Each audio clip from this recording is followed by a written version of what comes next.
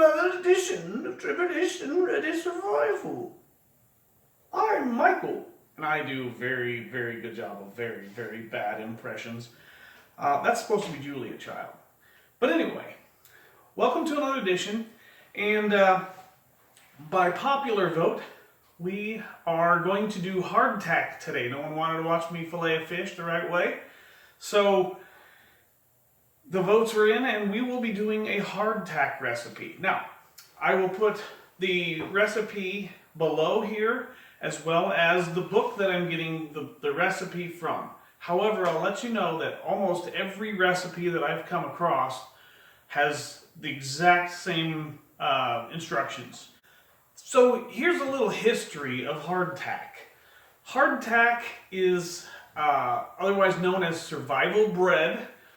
Its history goes all the way back to ancient Egypt, where they have excavated tombs and found a hard, unleavened bread that was actually still considered edible. They've also done the same thing here in the United States. They have excavated Civil War battle sites, and they were not only did they find artifacts, but they've also found a very hard, very well-preserved hardtack bread. And that's exactly what we're going to make today. Now, I will show you that hardtack does have a very long shelf life if kept properly. Hardtack is not something that you want to put in your mouth and try to chew. You're going to break your teeth. It's very, very hard. Hardtack will hold for many, many years. For example, I made this hardtack in 2012. I vacuum sealed it. I did not put an oxygen absorber in this one, and it is just fine. It's perfectly preserved. It's ready to eat. And I'm going to actually take this out. I'm going to eat it later on with some soup. And the hardtack that I make today will go into my go bag, which is where this came from. I figure 10 years or so is probably long enough to switch it out. Like I said, it's still good to eat. There's no mold. There's no nothing on it. It's perfectly preserved. So, we're going to make a fresh batch of hardtack. There's only 3 things that we're going to need today as far as to make the bread itself. We will need 2 cups of water, 5 cups of flour, and 3 tablespoons of salt. Today I'll be using pink Himalayan salt, but you can use any other kind of salt that you want. These are the 3 ingredients that you'll need to make the dough. And then we will bake it here in a little bit at 375 degrees. With that being said, I hope you enjoy the new intro that I put together. It's kind of a thing that's interesting to me, and I'm having fun messing around with it. So, without further ado, let's get on to making some hardtack. Okay, so the first thing I'm going to do is I'm going to take my all-purpose flour, and I'm going to put 5 cups of flour in here. 5 level cups. Doesn't have to be perfect. 1,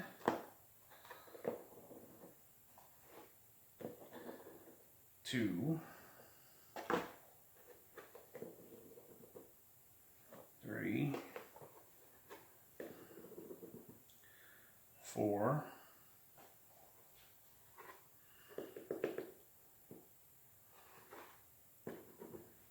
and 5. So now we have our 5 cups of flour. The next thing, I'm going to put in my 3 tablespoons of salt. Sorry, 3 teaspoons of salt.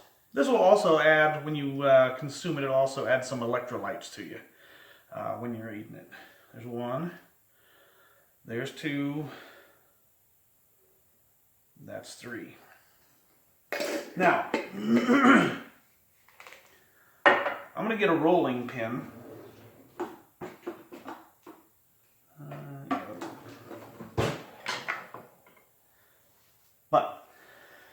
So the next thing I'm going to do is I'm going to mix my 2 cups of flour into, the next thing I'm going to do is I'm going to take my 2 cups of water and pour it into the flour. Now here's the deal with this.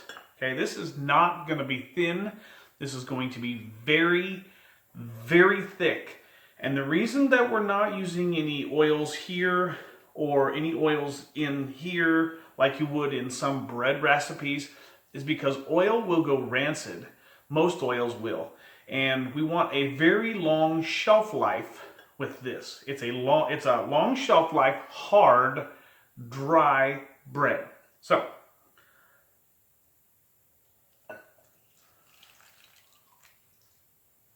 pour 2 cups of water in and mix it.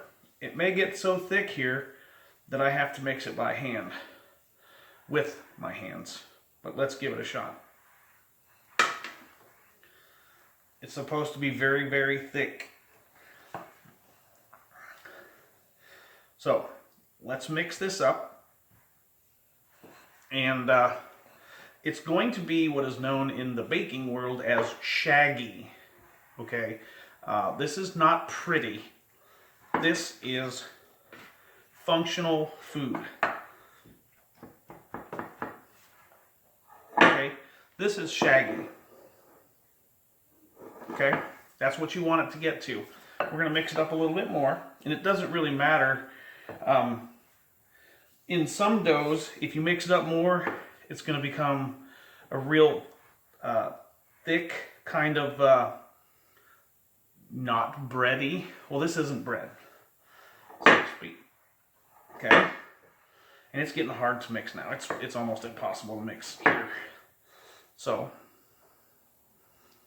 this is about where you want it to be. This is very shaggy dough. Now, I'll take a little bit of that off, and I'm going to take a little bit of my flour, just a little bit of a flour here, and I'm going to dust this out.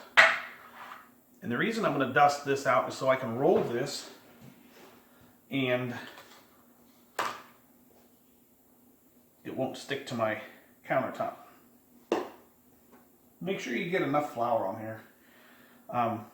You can spread it out nice and wide. This is not the most, if you're worried about cleaning your house, getting your house clean, you might as well find something else to do. Because this is survival bread. Now, I'm going to tip it out.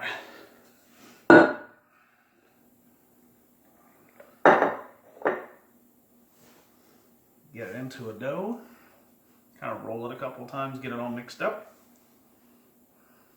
You're not kneading it here. We don't need to knead this bread. Just kind of get it into a ball.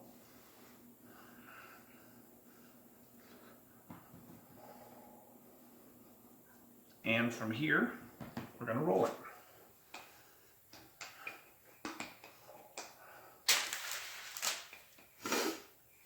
And we want it to be about a 1/2 inch to a 1/4 inch thick. And it's not really even sticking here. Okay, this is not pretty. This isn't showbread.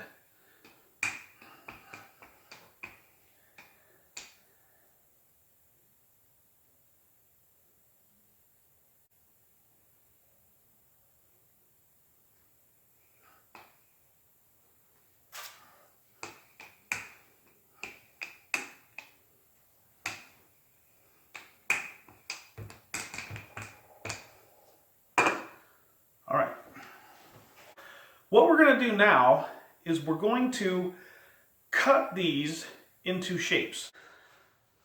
Okay, so we're kind of moved on here a little bit, but once you get it into that ball, you're going to knead it out. You're going to knead this out, not knead this out, I'm sorry. Once you get this into a ball, your first ball, second ball, third ball, whatever, but once you get it into the ball, you're going to roll this out with a rolling pin.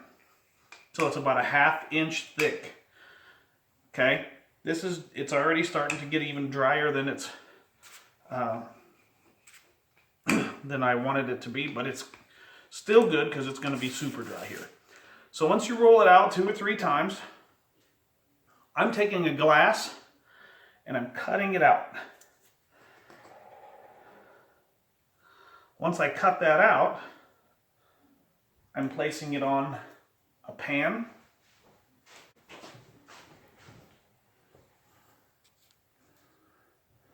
Over here. And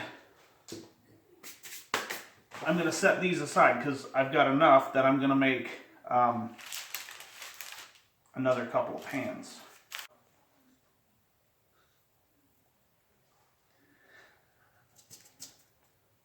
Continue cutting these out until you run out of dough. And these are not going to they're not going to expand, so you can place them pretty close together. And here we don't waste anything.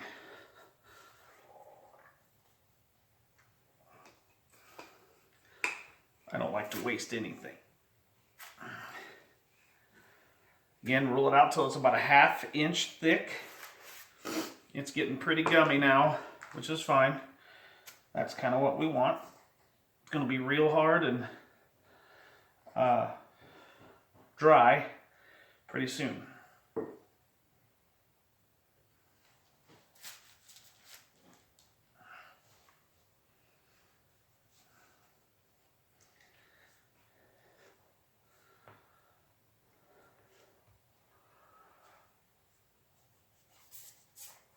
I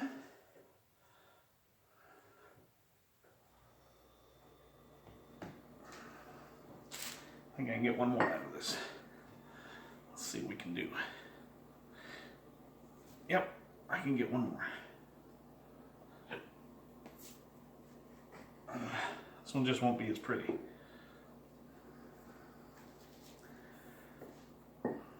Okay, so the next step we're going to do is we're going to punch several holes in these, and you can use whatever you want. You can use a knife, or you can use the back end of a fork, or I'm going to use the front tines of a fork. I'm going to poke them.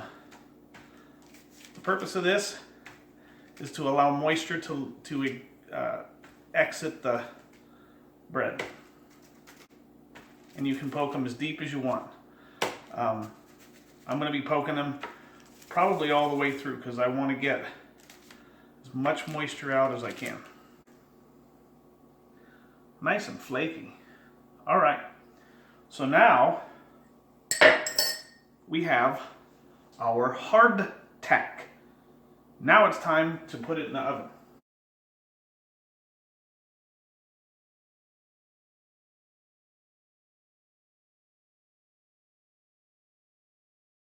Okay, it's been 30 minutes on both sides, and my hardtack is kind of crunchy, which is what I wanted.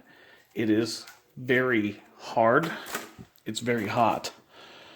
And that's what you want. You want a really hard consistency of the bread.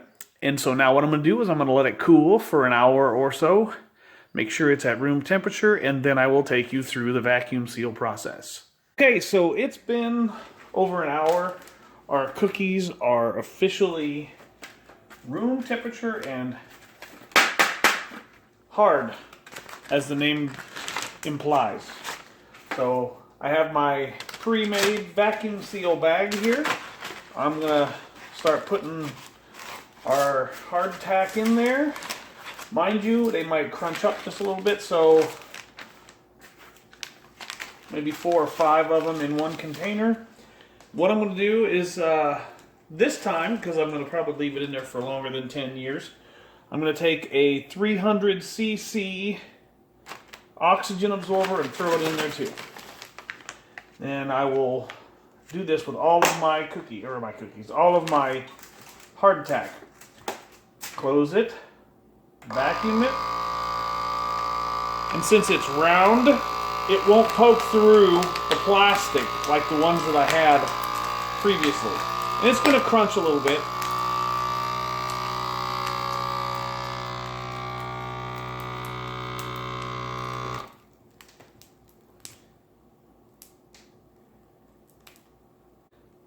Okay, so now it has sealed. I will pull it out of the food saver. And now I have a perfectly preserved hardtack that will probably last more than 10 years in a go bag and or in storage. And like I said, I've got some of these from 2012 I'm going to have for dinner tonight with my soup. Let's just crack open one of these and see what it looks like. Ugh. There is no moisture in this thing. It is hard, hard, hard. So, let's compare these to the ones I made in 2012. We'll open them up. Like I said, I'm going to eat them.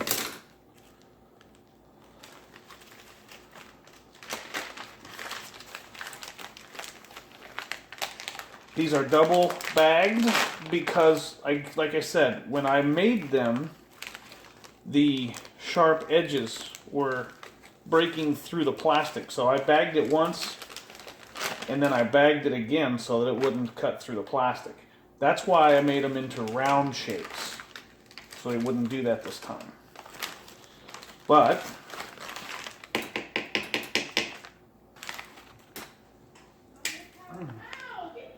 it's hard. It is going to be great in my soup tonight. Thank you for spending time with us today, learning a wonderful, wonderful tool that you can put in your bag. Survival bread is easy to make. You can make large batches, small batches, it doesn't matter. But it will last a very long time. I would encourage you to get social with us on Facebook. I would also like you to comment down here at the bottom of the page where the recipes and all that stuff are. And I will also post the recipe on our Facebook page. Now, I am going to announce that we have an upcoming giveaway. And that will be coming at the first of the year. And I already have the idea put together. I will not tell you what it is, but I can tell you to stay tuned because what my giveaway is awesome.